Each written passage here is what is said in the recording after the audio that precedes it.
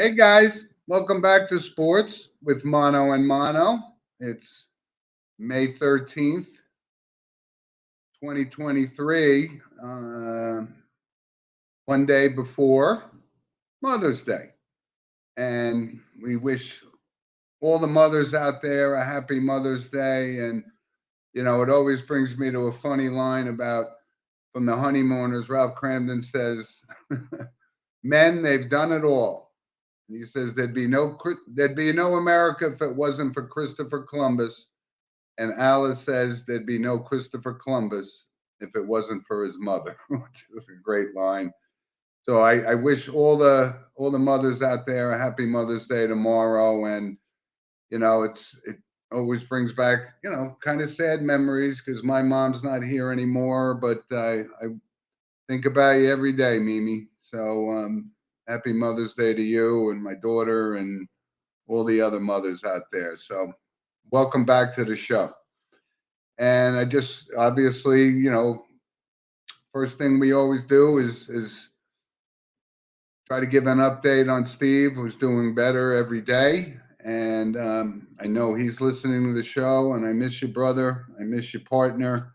I miss your friend. So get back to us soon because we're counting on you. So we'll jump right into it, Rob. First of all, I want to give all thanks to the support that everyone's given Steve because it's just been amazing. So we always start off with our monologue, and of course, that's sponsored by Coriano Trucking of Summer Hill, New York. And let's jump right into it. So there's a lot going on in sports, and the monologue this week is Anthony Volpe, and Anthony Volpe. I know all the parallels and comparisons are, is he going to be the next Derek Jeter? And of course, that's starting shortstop for the Yankees at a relatively young age, of course. And this kid's starting to develop. I know right now he's hitting 209, but you know what? He's a good kid, and moving up from the minor leagues to Major League Baseball, you come across pitching that you're never seeing on a regular basis. But this kid is a great kid, and he's starting to develop. He will be fine. He's not going to win a batting title this year. He's going to have some growing pains, but give the kid a chance and don't compare him to Derek Jeter. Compare him to a kid that seizes the opportunity that he has, and he's going to be fine. Is he going to be a Hall of Famer someday? We don't know. And everyone says, yeah, but he's only hitting 209. But you know what? He's got a long season ahead of him, and this is what develops a player into a major leaguer that's just going to be watched very, very closely, and I think he's going to be great. And you look at, from New York sports, you have this kid, Brett Beatty, that the Mets are all in on. He looks like a prospect that he's going to do great. And we just got our first comment of the day from Miriam, and we thank you, Miriam, for listening down in DC. And, your Nationals are playing the Mets this weekend, and good luck to them. But I just wanted to bring that up because you look at the comparisons when you think about, this Fernando Tatis, who may be considered, the first season he had was amazing, and he had the PED situation.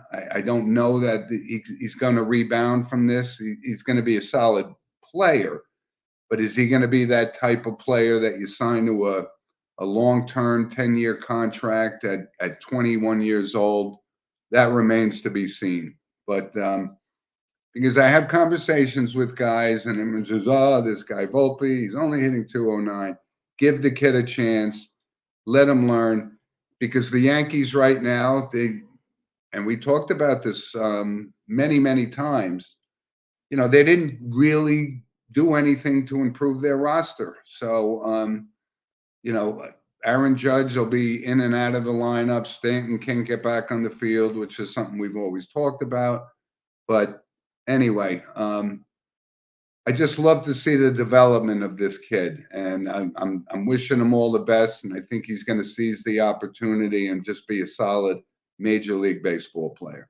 So anyway, a lot of stuff going on. I just wanted to kind of give a recap of our Kentucky Derby from last week, and a lot of controversy surrounding it with, horses that have, 7 horses had to get euthanized last week. And, a lot of people were saying, is it the racetrack? Well, no, Churchill Downs has been Churchill Downs for 100 years and 150 years almost.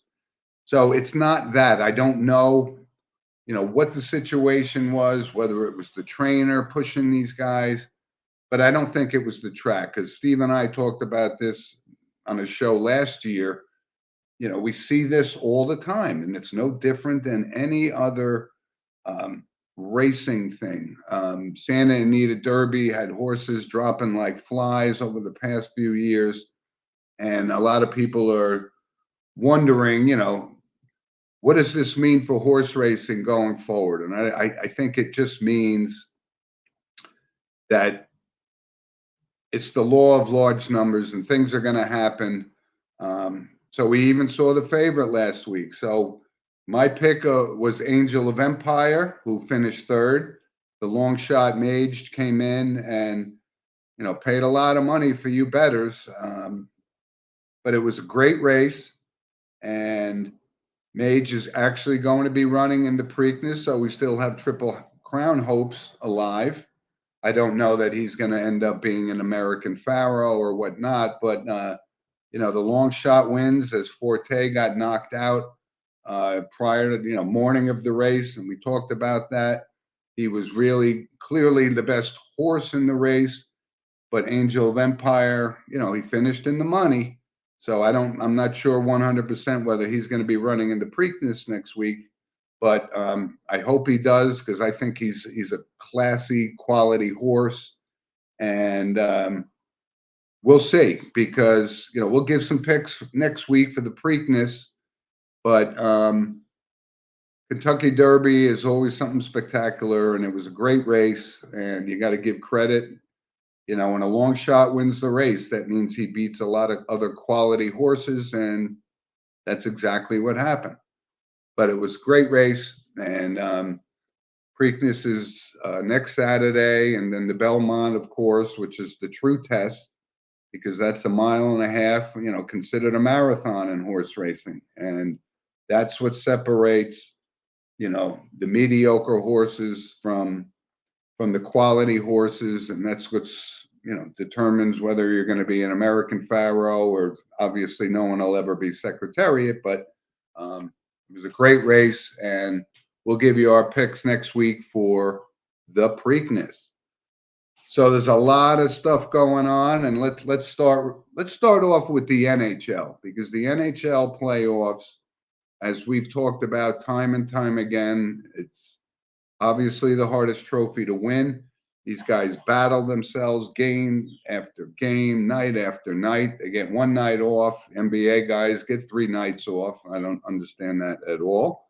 But so let's look at what we got. The Devils made a good run, Rob. But they ultimately went down. I said I've liked this Carolina Panthers. I like Rod Brind'Amour as the coach.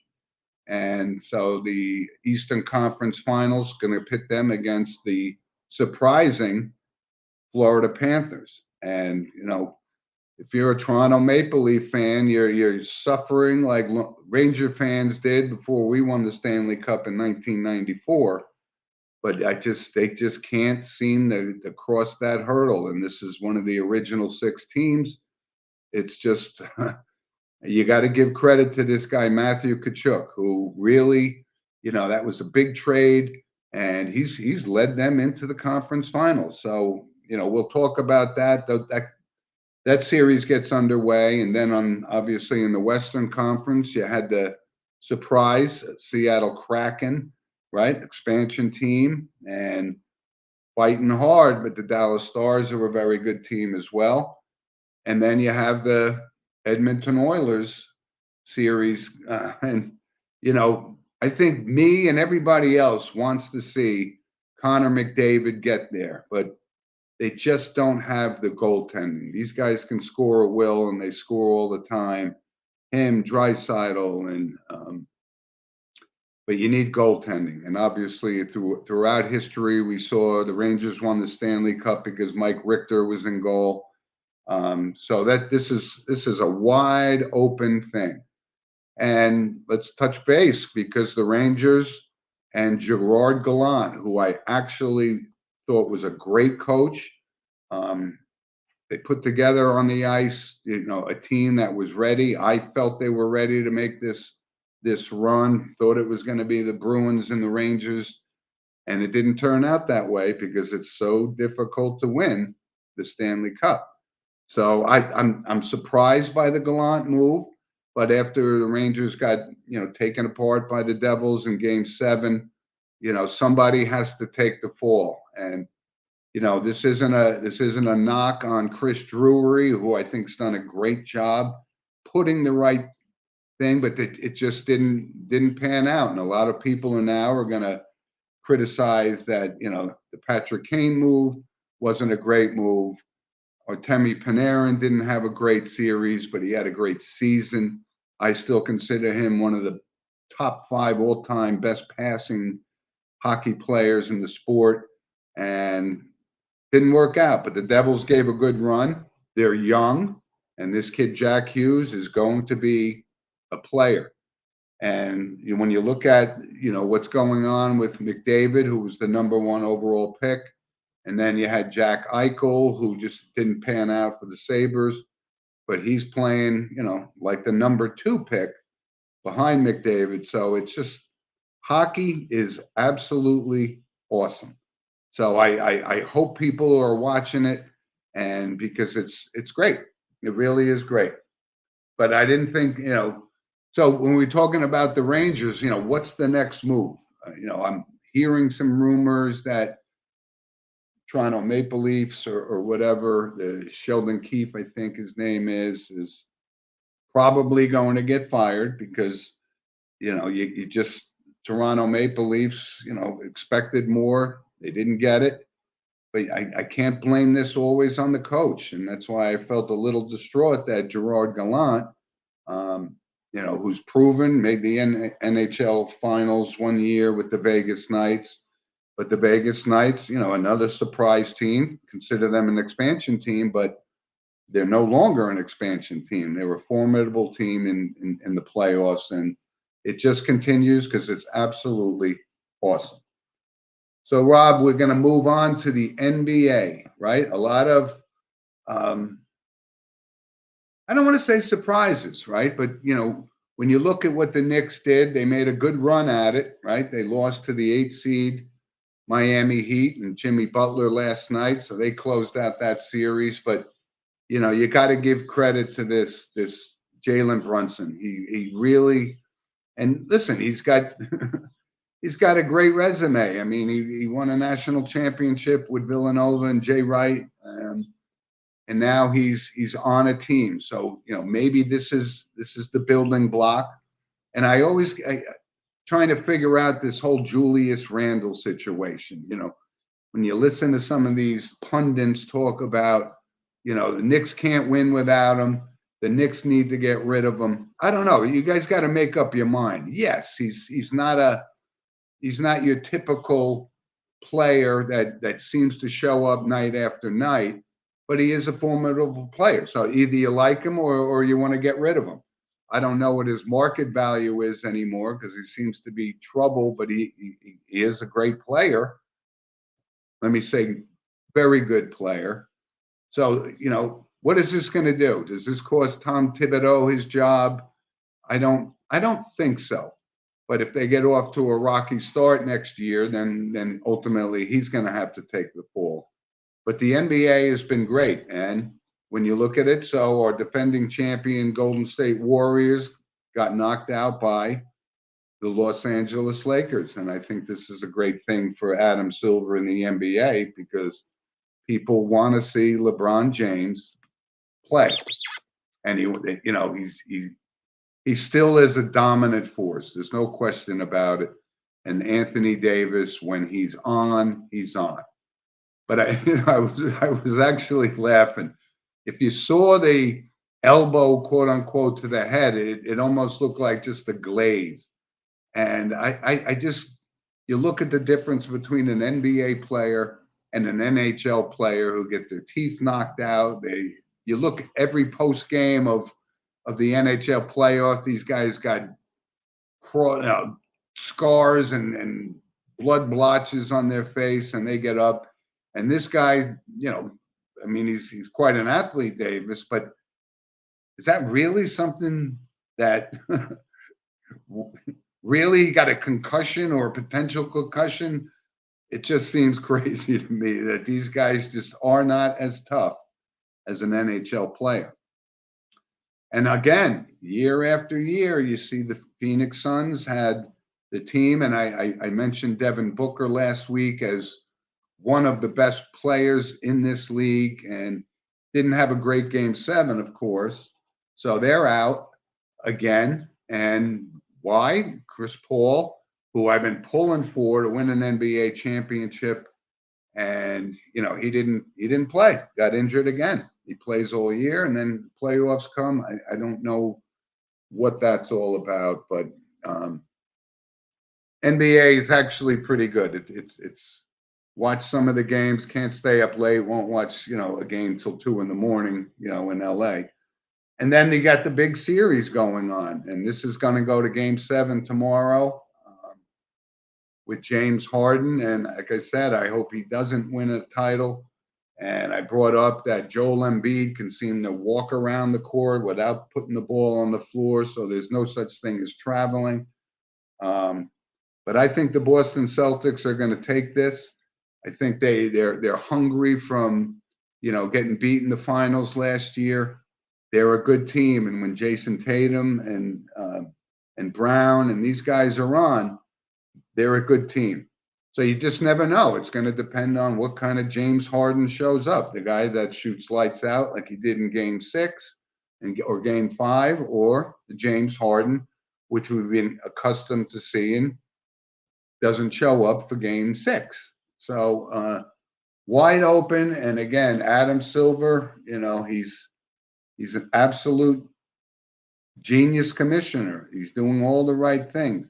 I just sometimes question, is one night it's fouls, who do they want? Who's going to generate the most revenue for these guys when they make the finals, and what's TV ratings and money?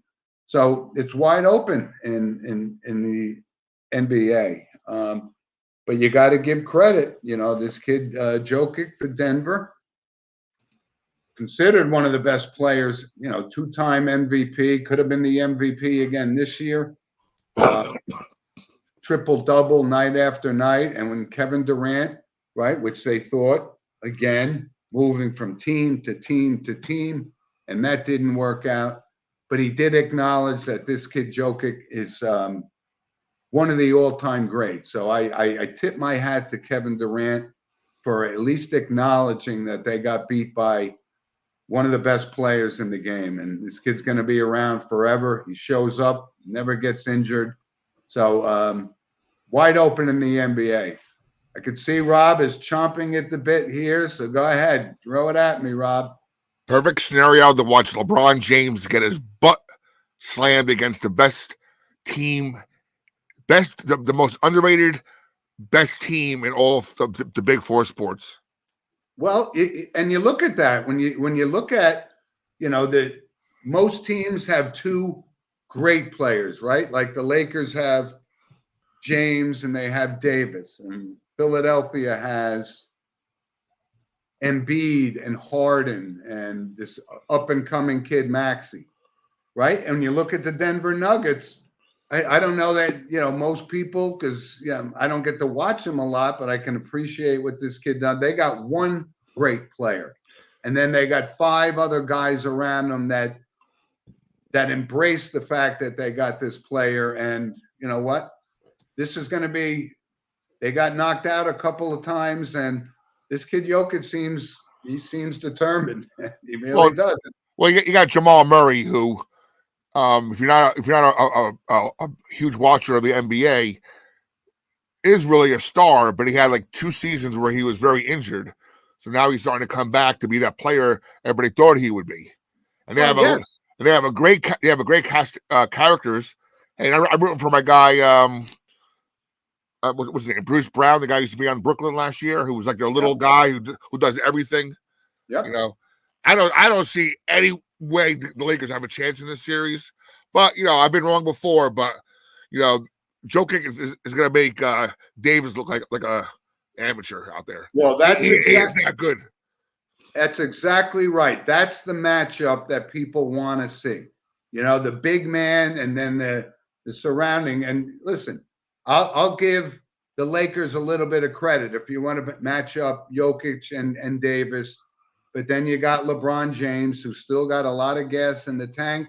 So that's going to go 7 games, right? I'm sure that's what Adam Silver wants. Right? Yeah. So it's great marketing for the NBA. So I just wanted to acknowledge that the NBA playoffs have been good.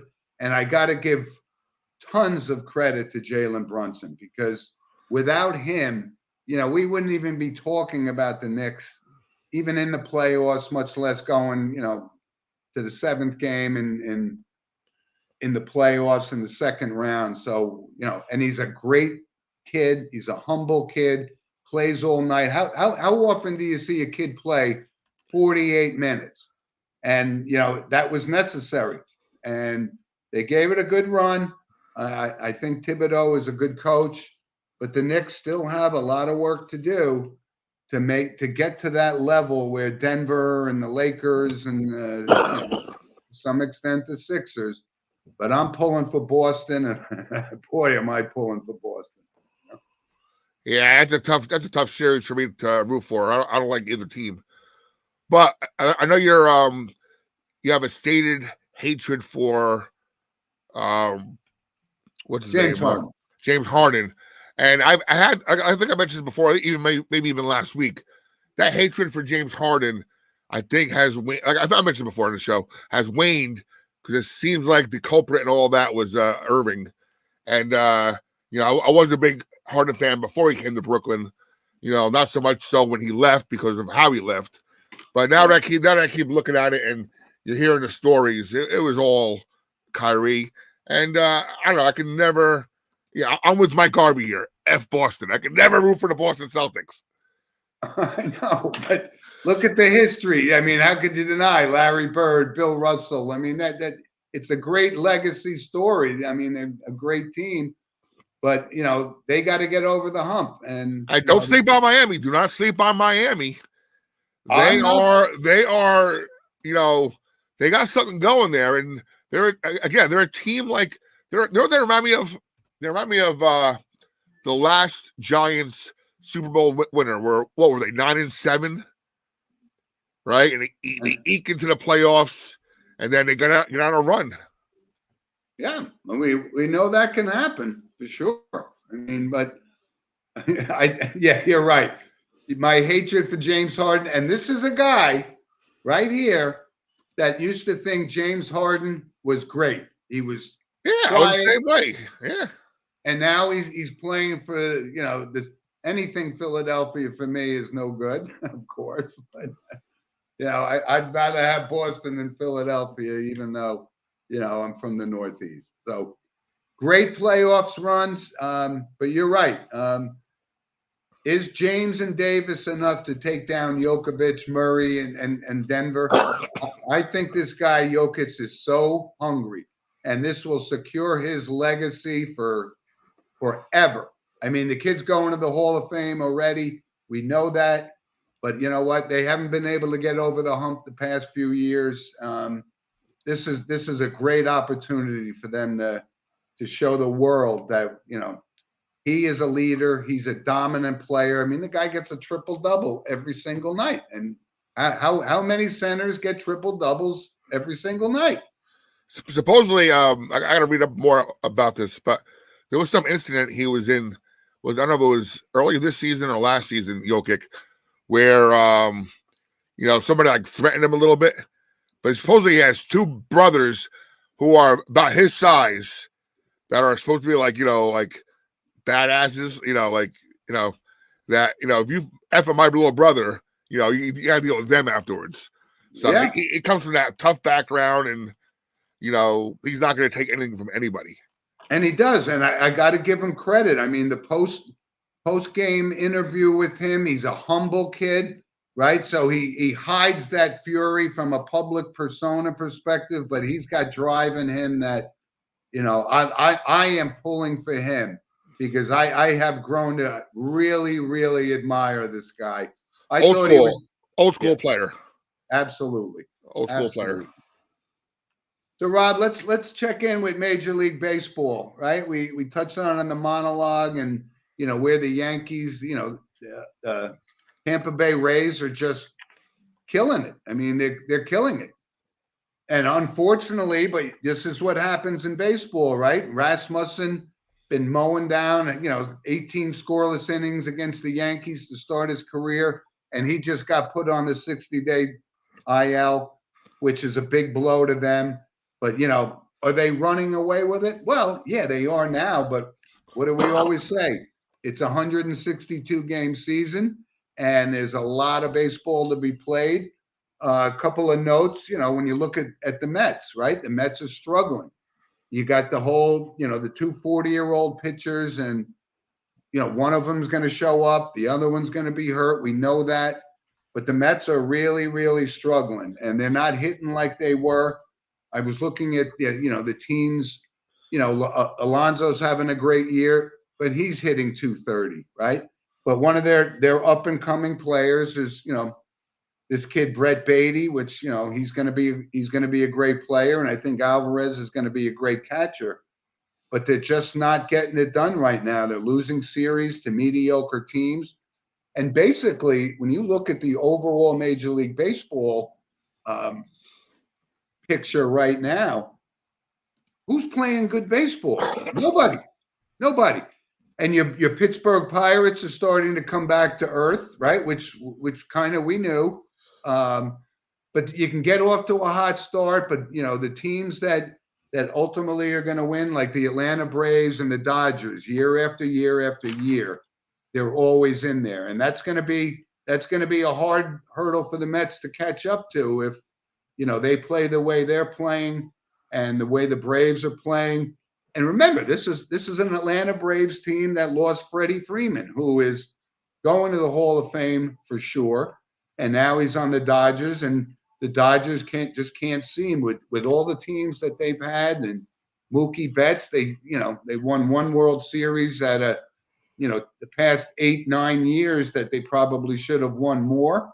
But Major League Baseball, and this wasn't a dig at you, Rob. I know you're a Pirates guy, but I told you, let's not start popping champagne bottles just yet. But no, it's still good though, because hopefully, if they can maintain now, my Marlins are the ultimate, they're overachieving right now, and they're like 19-19. They're hanging in, right?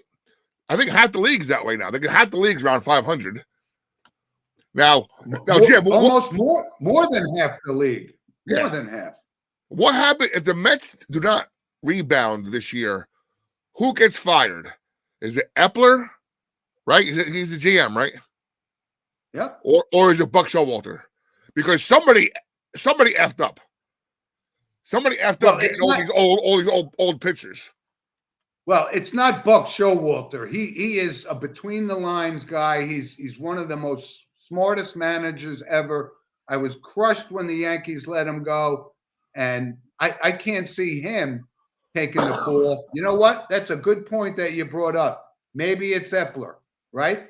I thought this Kenga kid was a great signing, but and he started lights out, but he's starting to come back to earth.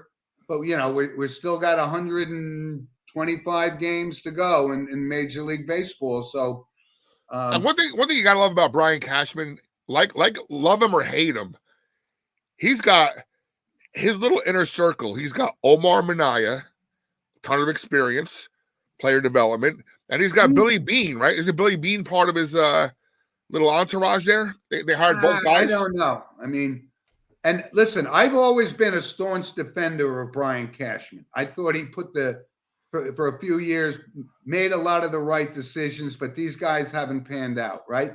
Josh Donaldson, turned out, but that's, this is where I start to point the finger at Cashman directly. I mean, you got to know this guy Rodon had one great season, one Cy Young season, and he hasn't thrown one pitch. And Donaldson and Stanton, these are the guys that aren't performing. And I sometimes I was reluctant to point the finger. Stanton's an injury guy. When he plays, he performs. You got to give that to Stanton. I know. But when you look at the Yankees, they're all hitting, aside from Rizzo, who's hitting 301. But, that's going to come back to earth. He's not a 300 hitter, as we know. But these other guys, they're all hovering around 220.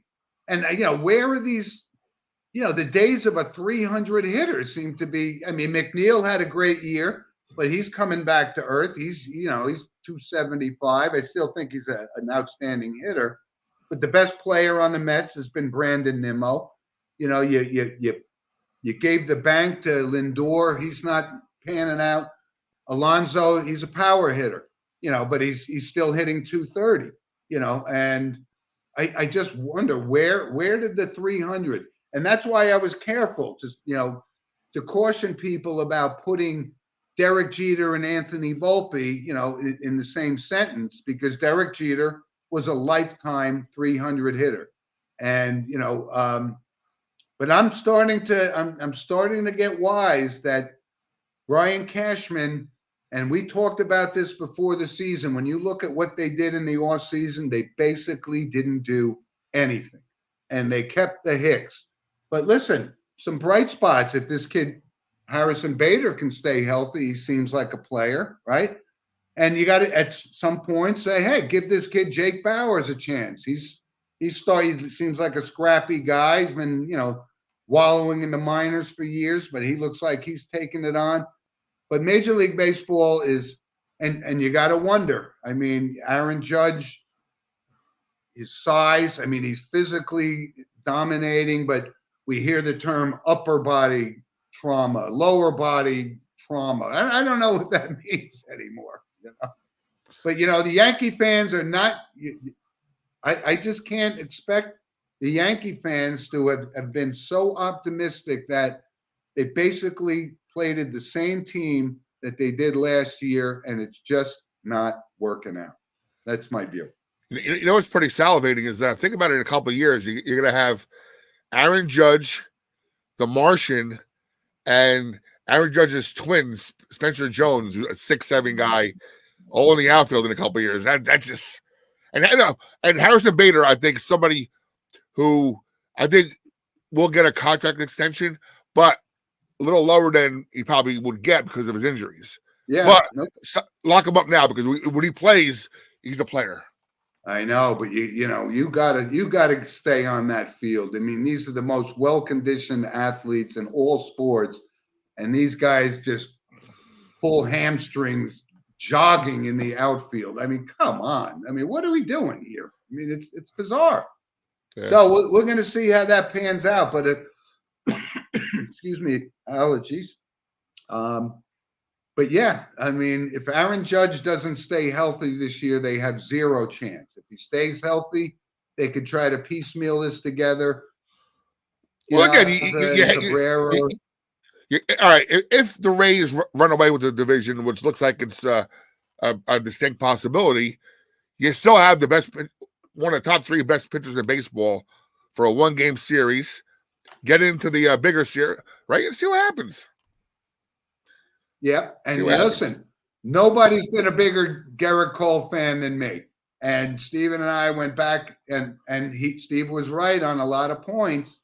The big game, he didn't pitch that Cy Young caliber game that they needed him to do. And they needed that last year, and it didn't pan out. having a great year this year. But I hope that this continues and I around because it's gonna tarnish his image, right? It's gonna be like a Dave Winfield, right? Hall of Famer, but money was on the line. Where were you? And one advantage, same type guys. And one advantage of the Yankees being in this situation now is that there's a little less pressure on the kids.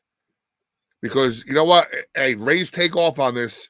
All right, let's just go out there and win as many games as we can, obviously.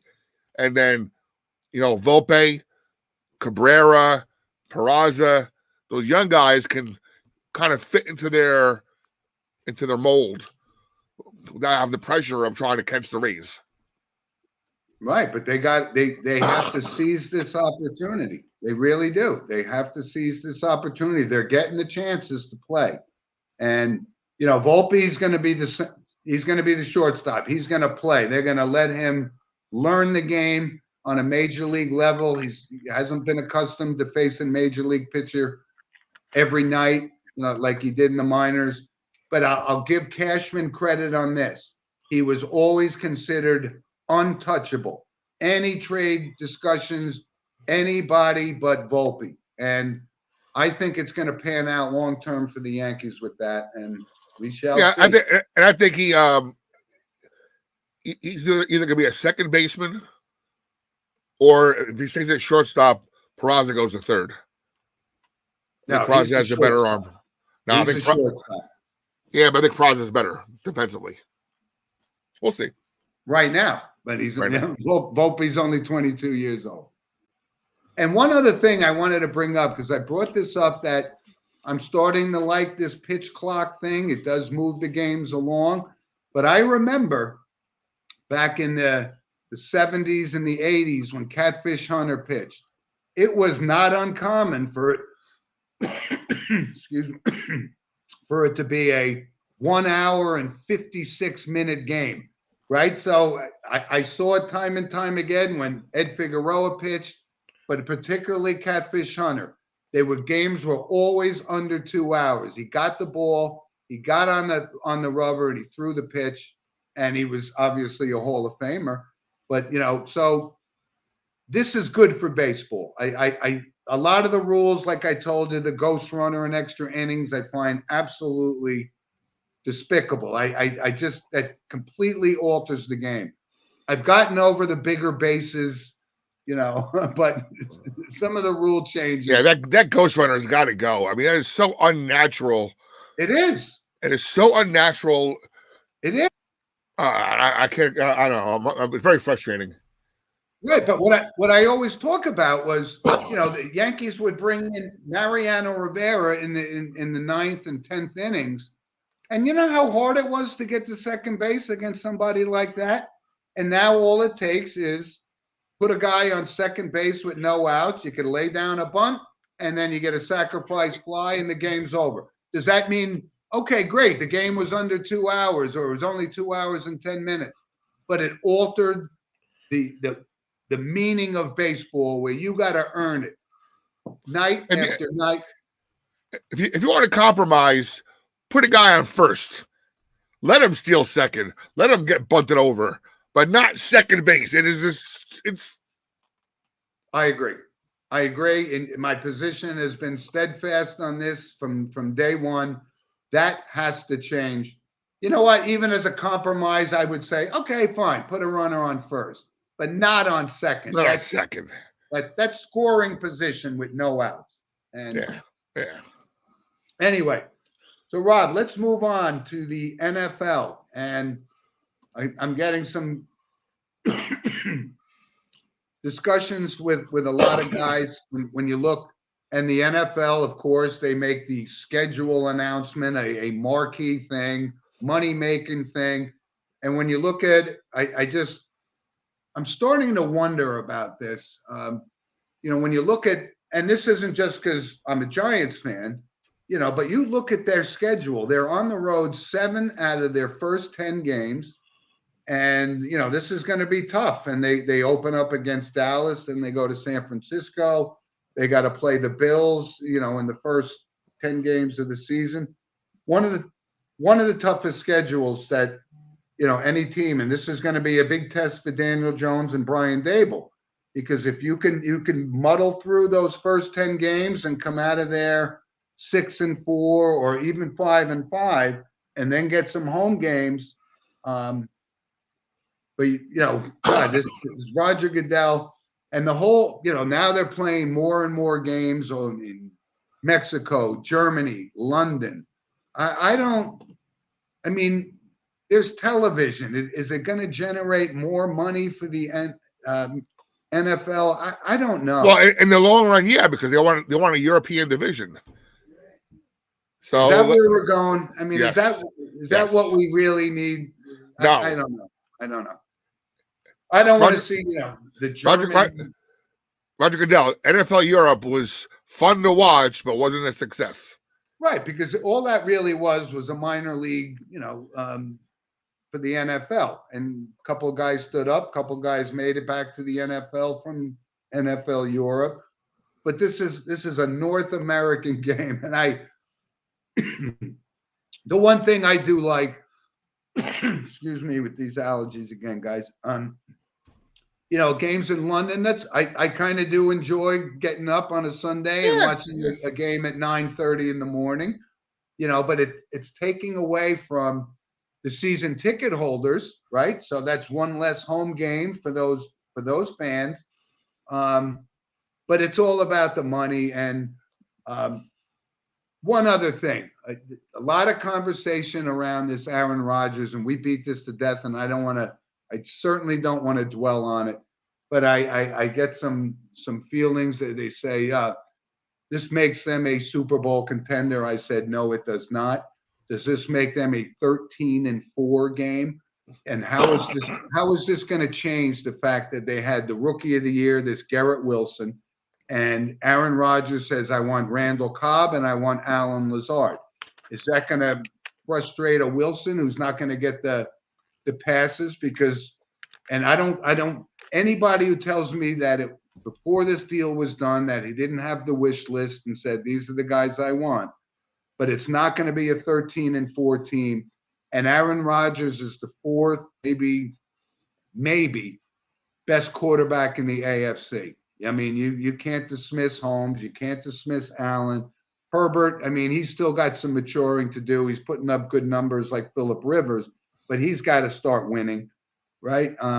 Derek Carr is still out there. I think he's certainly not a top 5 quarterback. But the Jet fans' expectations about this guy, Aaron Rodgers, and they will play the Giants in a matchup this season. I think the Giants are technically the home team in that, which I don't know really what that means, playing on the same field. But be careful, Jet fans. Be careful. They had a chance of putting Giants-Jets on September 11th for the first game of the season, but I think it was. I haven't really looked at any of the schedules yet, but I believe they are both playing home that weekend. I know. And listen, what has gone on? It's the dynamic has changed that, the Jets will be in 6, prime time games, which means at some point they got to play 3 games in 10 days. And the NFL, that's tough to do. And they're going to move the schedule around, obviously, to accommodate for ratings in this. I just think the schedule should be the schedule and not move these games, and unexpectedly you got to play 3 days earlier than you would have. I just think it's Goodell and the NFL just trying to make more money. Then my Steelers have 2 Thursday night games, which is crazy. Yeah. There's 16 weeks of Thursday night games. That's 32 teams. So it should be 1 per team, not. Yep. And I have an early prediction too. I just have a feeling the way I have a feeling Detroit knocks off KC in the opening day. Uh-huh. I don't know. Detroit is like they're loaded up. Okay. They're fired up and they're loaded up. I don't know. I just see a little upset. Okay. So you're moving your chips to the Lions side and saying Jared Goff versus Patrick Mahomes. Never, never, as long as this show is going to exist, which is going to be a long time, you don't bet against Patrick Mahomes, especially if Jared Goff is the opposing quarterback. I'm not saying the Lions won't have a good season, but anyway, enough with the NFL. A couple of things, Rob, from obviously we do our random. You know what? First, I wanted to do my book recommendation, brought up by Andy Carolyn, one of our loyal listeners. And my book recommendation this week, and I guess, yes, I could be classified as a historian, and the admiration I have for the servicemen. And I brought up last week was Unbroken, the story of Louis Zamperini.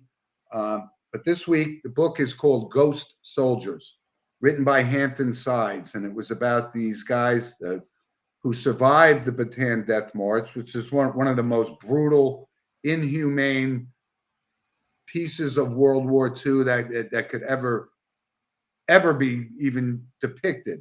And I know they tried to depict this book on the screen with the Great Raid, but this was the rescue of these guys that just endured just unbelievable brutality in the Philippines, and it was brutal. But if you read this book, and you won't be able to put it down, it's an absolutely shocking book, but it's a great story. And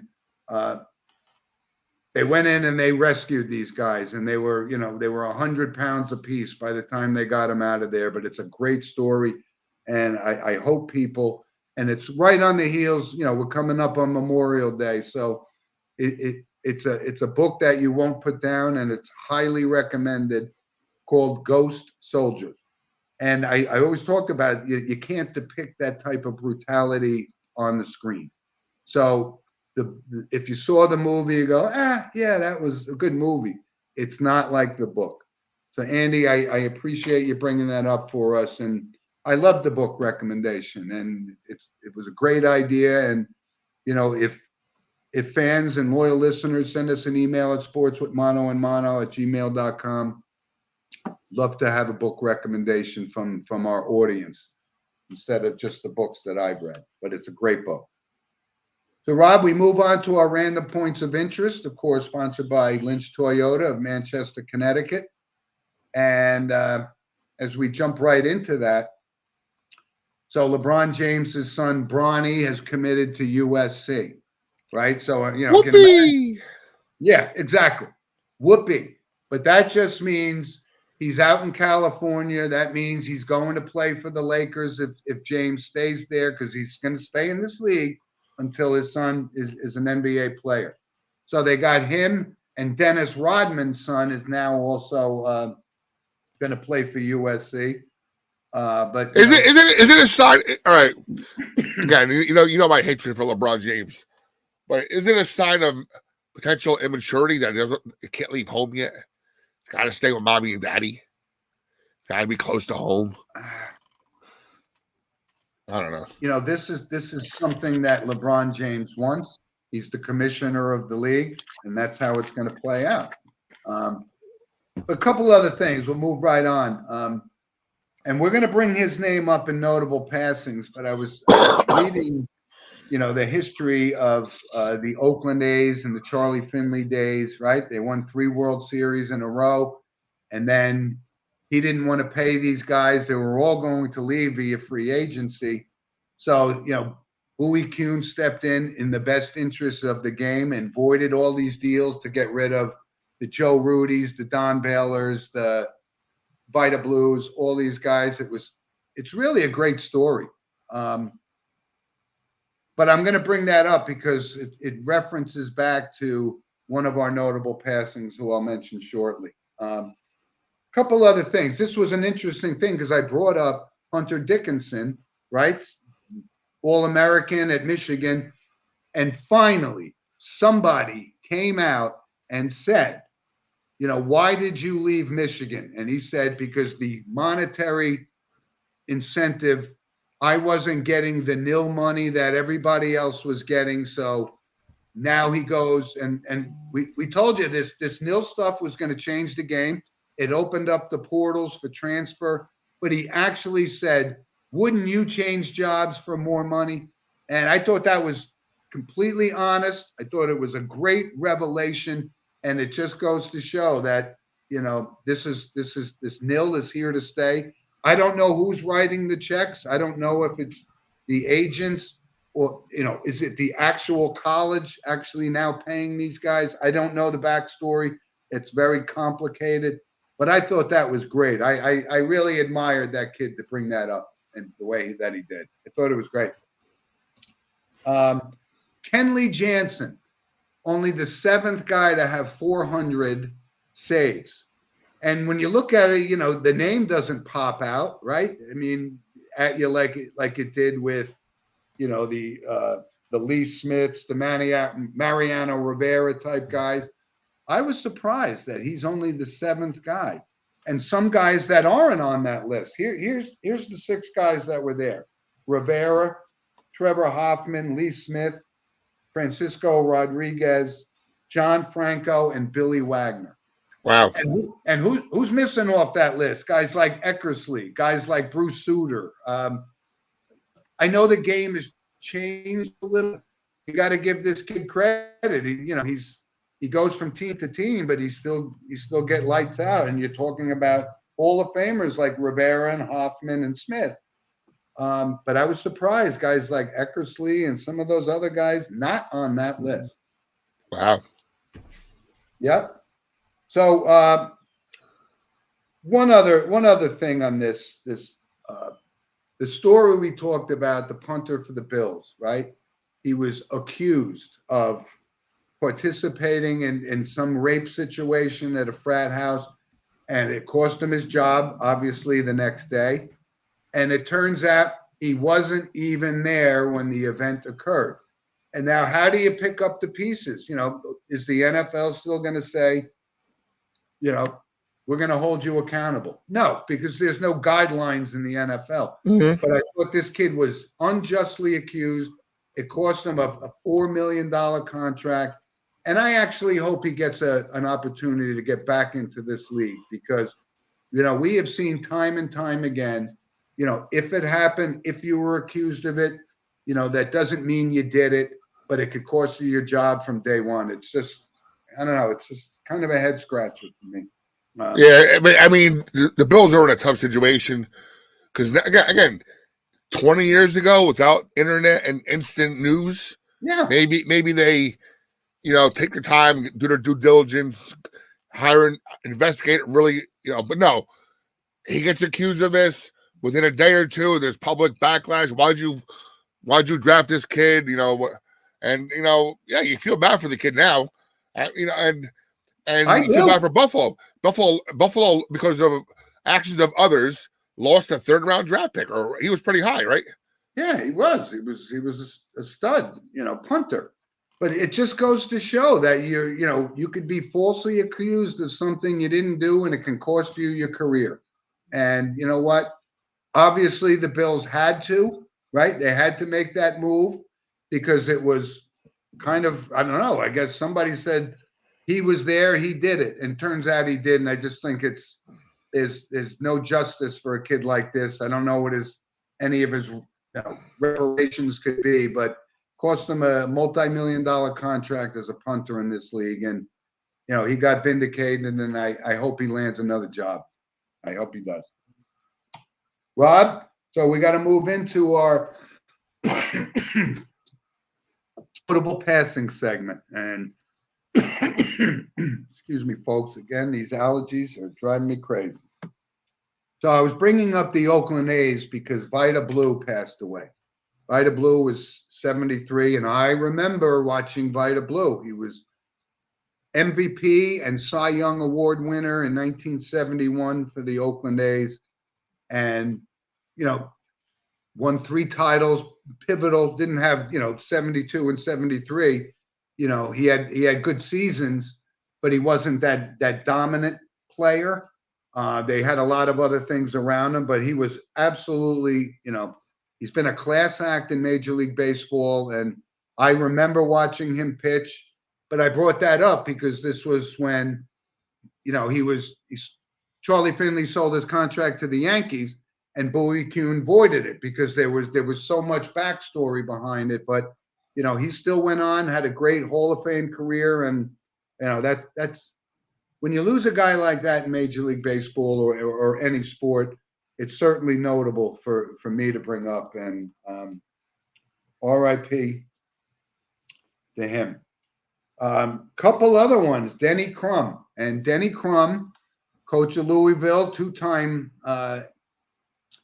NCAA champion. And, I think he had one of them was Never Nervous Purvis. I think might have been his second one, but he had Dr. Dunk and Darrell Griffith.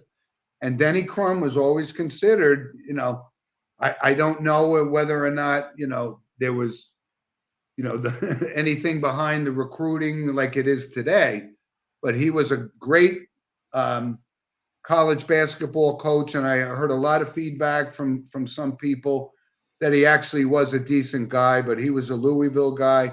He passed away at 86, but I remember Denny Crum very, very well as head coach.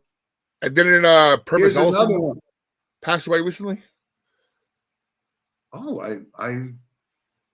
Purvis Olsen passed away recently, I think. Is that right? I didn't know that. Oh, I'll double check. Here's another one, Joe Kapp. And Joe Kapp was, he played at Cal, and he didn't go right to the NFL. Joe Kapp ultimately was the quarterback for the Vikings when they lost in the Super Bowl IV to the Kansas City Chiefs. But he had a great career. He actually is, ironically, was the coach of Cal in the band is on the field game against Stanford. So he was definitely a Cal guy, but he went into acting, and most notably, he was in The Longest Yard with Burt Reynolds. Really good-looking guy.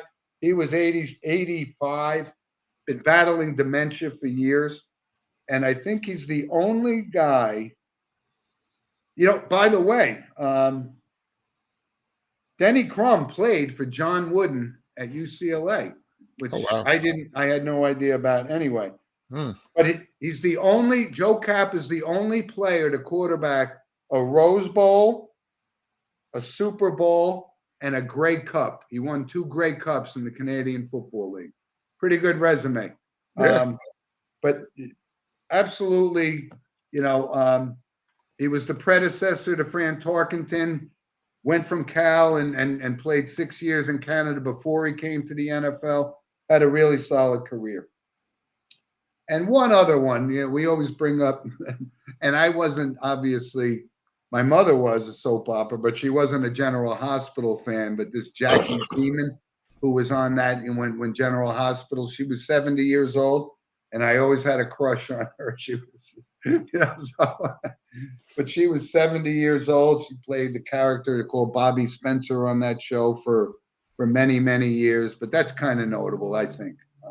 Anyway, from the world of entertainment. But anyway, folks, again, I wish everybody a happy Mother's Day tomorrow. And like I said, I miss my mother terribly when we think about that. But I hope everybody has a great day and remembers, the reason we're because of others. And I hope he has a. I think we had a lot to cover today, and next week, of course, will be no different. I appreciate you sitting in, and I'm hoping Steve comes back and, because it's mono, and I miss him terribly. So thanks for joining us, everybody. We'd love to hear from you. Send us an email at sportswithmonoandmono@gmail.com. And real quick, Rob, so your St. Mary's is playing against my St. Joe's today in the Bergen County tournament. Not sure why it's at Ramsey. I'm not sure that they kind of do after the first round. They kind of do neutral sites at that point. Yeah, I know, but the Ramsey one, I could see why they play at Demarest because it's almost like a natural stadium, so you can get tons of people there. I don't see Ramsey as that kind of thing. That was an odd choice, but I was actually sitting next. I was actually sitting next to a bunch of the St. Joe's coaches on Sunday. The Johnny Briggs Classics, which should have been in Hinchcliffe Stadium, but it's not ready yet, was moved to William Patterson University, and they played after us.